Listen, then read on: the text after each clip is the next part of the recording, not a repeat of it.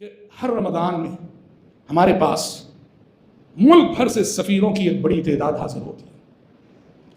میں اس حوالے سے آپ سب سے کہنا چاہتا ہوں کہ ان سفیروں کی عزت کیجیے، ان سفیروں کا احترام کیجیے، ان سفیروں کا خوش دلی سے استقبال کیجیے۔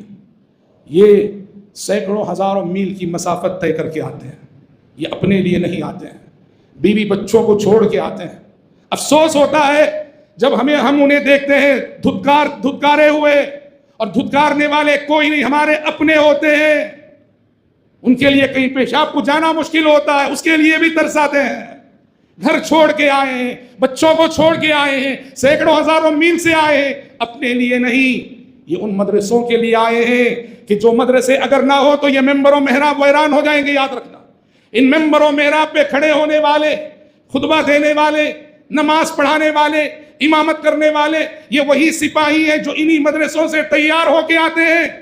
اگر آپ نے ان سفیروں کی عزت نہ کی تو آپ نے گویا مدارس کی اہمیت کو آپ نے سمجھا نہیں۔ مدرسے دین کی قلعہ ہے، مدرسوں سے ایمان محفوظ ہے، مدرسوں سے اسلام محفوظ ہے، لہذا ان سفراء کی عزت کیجیے، احترام کیجیے۔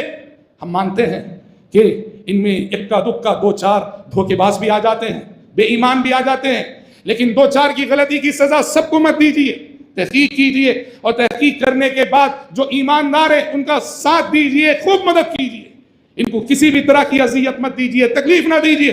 واللہ العظیم شمالی ہندوستان کے دورے پر ہم نے اپنی آنکھوں سے دیکھا ہے، ایک ایک دیہات میں بڑے بڑے مدرسے، چھوٹے چھوٹے دیہاتوں میں بڑے بڑے مدرسے، سینکڑوں غریب طلبہ پڑھ رہے ہیں، ہزار سینکڑوں ان کی ضرورتیں ہوتی۔ اور آپ کو میں بتا دوں، وہاں غربت، ناداری، مجبوری کا یہ عالم ہے کہ وہاں کئی مدرسوں میں جب استاد کا تقرر ہوتا ہے، استاد کو اپائنٹمنٹ ملتا ہے، تو کس شرط پہ جانتے ہیں؟ مدرسہ کہتا ہے کہ آپ کو ہم سیلری نہیں دے سکتے، آپ کو ہم ماہانہ تنخواہ نہیں دے سکتے، ہاں ہم اتنا کریں گے کہ رمضان میں مدرسے کی رسید بک آپ کو دیں گے، آپ خود رمضان میں چندہ کر کے اپنی تنخواہ کا انتظام آپ کریں گے، ہم نہیں دے سکتے۔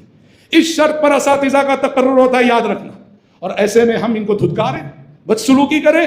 اللہ سے ڈرے وہ لوگ جو ان سفیروں کے ساتھ بدتمیزی کرتے ہیں۔ ان کی عزت کرو، ان کا احترام کرو، ان کی مدد کرو۔